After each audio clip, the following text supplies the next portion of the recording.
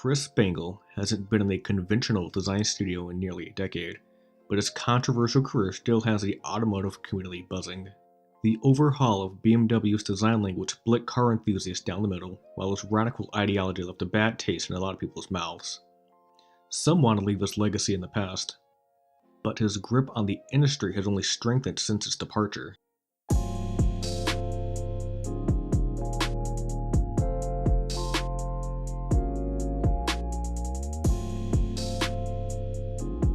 Chris Bangle was hired by Opel in 1981 after earning his Master of Science in Industrial Design from the University of Wisconsin. His time here was brief, but his most iconic design here was the interior of the 1983 Junior concept car. The Junior showcased a surprising amount of versatility despite being under 140 inches long. The instrument cluster is one of the most distinctive features on the inside. Instead of a single unit in the dash, the Junior makes use of modules that can be swapped out for one another. A select few even have secondary functions when removed from the car. The clock doubles as a portable alarm, while a radio can act as a sound system. The idea of modularity even extends to the seats. The cushion detaches from the main unit and folds out into a sleeping bag. Chris Bangle stayed with Opel until 1985, when Fiat lured him away and had him work on the follow-up to the wildly successful Panda. Although his proposal for the Panda never saw production, one of his most well-known designs did. The Fiat Coupe debuted at the 1993 Brussels Motor Show. The front fiasco was unlike anything Fiat made at the time, or ever. The headlights were nearly flush with the hood and right above a wide trapezoidal grille. Its fog lights were nested at either end. Lastly, there are intakes of various sizes near the bottom. The car has an angular, wedge-shaped profile with long front and short rear overhangs. These manageable proportions are quite the achievement, considering the car was built on the Fiat Tipo's platform. Bangle has some choice words for it. In an interview with Forum Trends, he said that the Tipo was such an awful platform. The wheels were too far inboard. Their work seemingly paid off, as the cars don't even look like they came from the same company, let alone the same platform. The geometric motif continues around back, where the deck lid cuts down into the trunk and floor of the car. The pairs of lights jammed into the body are just about the only circular features on the car. The Fiat Coupe saw production later that year, but he was already long gone by the time Pininfarina began assembling them in Turin.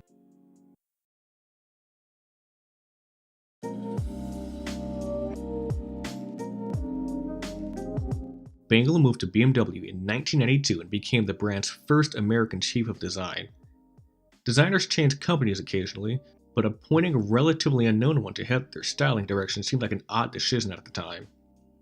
Bangle, 36, only had one complete car under his belt. Nevertheless, he made himself right at home and spent 17 years in the position. Much of his early time at the company was spent massaging the outgoing Klaus Luth designs.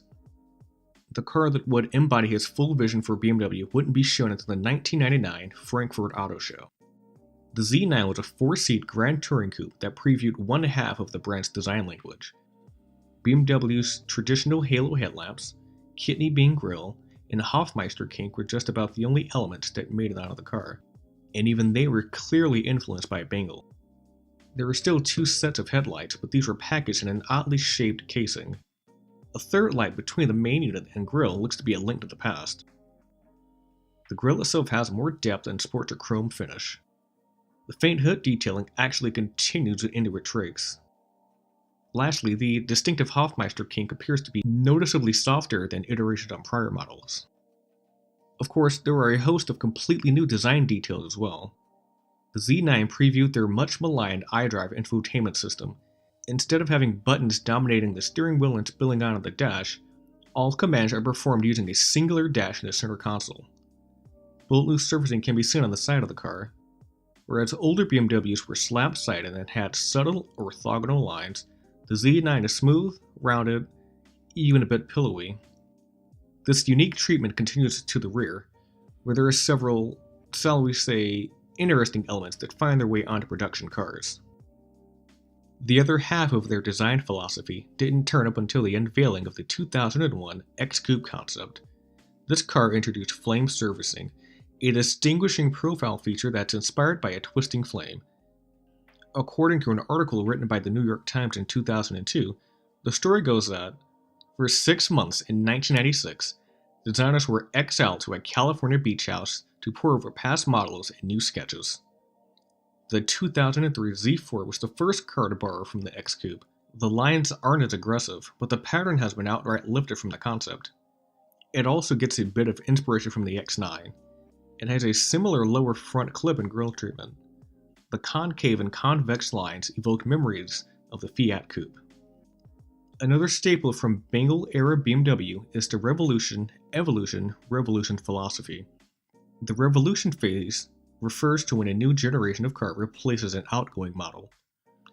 The design is significantly changed, save for the traditional elements. The E46 3 Series, for example, replaced the E36 in 1998 and introduced a completely new design. It evolved in 2006 when the E90 took its place. This phase is characterized by more covert changes.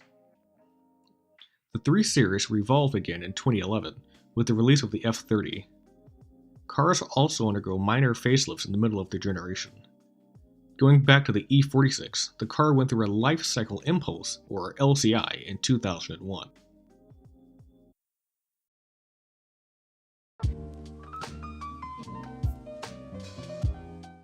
The 2002 E65 7 Series is, without a doubt, the most controversial car Chris Bangle has designed in his entire career.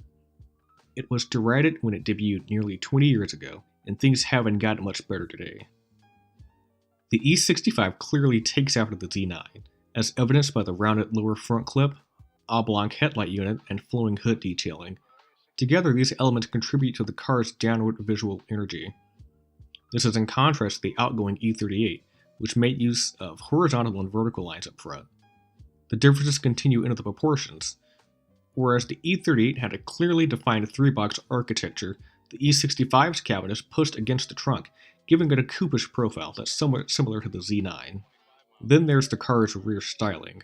Infamously coined the Bangle butt, the E65's design in the third box is made up of several elements that fight for the viewer's attention. The moniker comes from its flared deck lid. It pushes up past the taillights and gives the car a secondary set of haunches. It's more apparent when viewed from the side, where it shoots straight up and lends itself to the saloon presence. This tapers into the quarter panel, which leads to another jarring element. The trunk is pushed into the body, disrupting the uniformity with the other components in the back. The taillights themselves have garnered a bit of a reputation as well.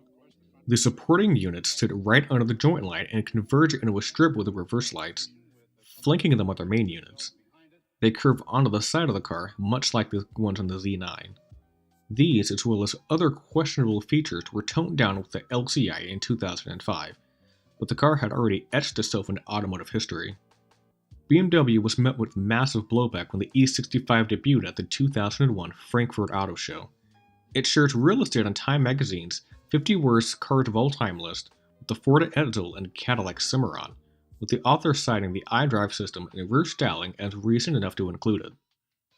Additionally, a petition to remove Bangle from the company kicked off in mid-2002 and eventually garnered over 14,000 signatures. The planned LCI for the X5 was scrapped in favor of a more conservatively styled proposal. The criticism even got personal. In a 2006 interview with Motor Trend, Bangle said that, yes, the press or elements of it were vicious, but the only thing that bothered me was when it reached my family and it hurt them. You need to separate the professional from the private.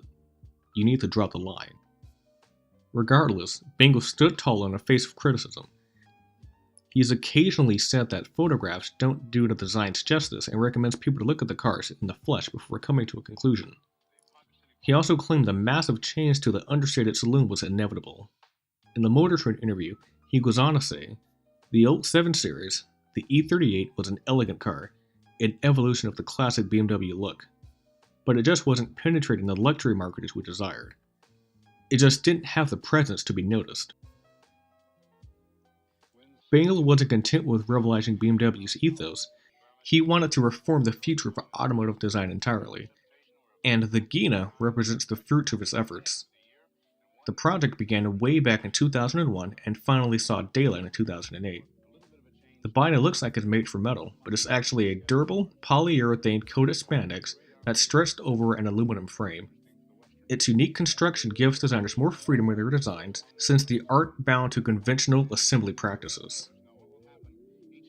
The car further develops the flame surfacing theme that were first introduced with the X-Coupe concept. It has extreme creases on the side as well as on the fenders and front facade.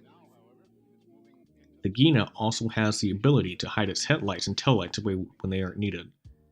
This continues into the interior, where the seats, steering wheel, and center dials can change state depending on the situation.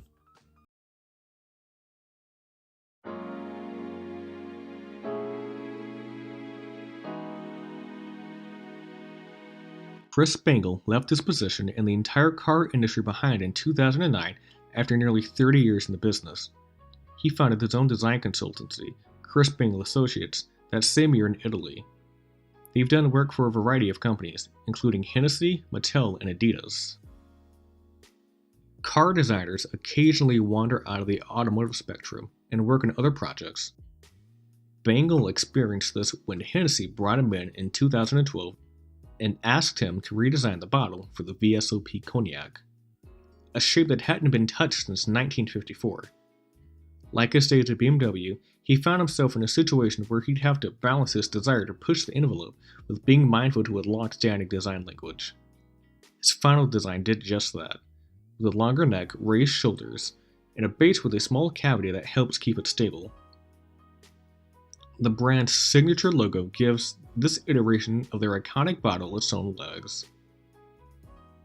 He's recently dipped his toes back into the automotive industry. Chris Bangle Associates was approached by Redspace, a subsidiary of Chinese automaker CHTC Motor. It was conceived around the 90-10 principle, or the idea that a car only spends 10% of its time actually being driven. The other 90% is either spent parked or in traffic. The brief was simple: design a car that focuses on what happens when the car isn't moving. The final concept was a 4-seat electric city car that has a ton of purposeful design features tucked into its boxy sheet metal. Its windshield is at an acute angle to the hood, which leverages the interior space and maximizes airflow efficiency.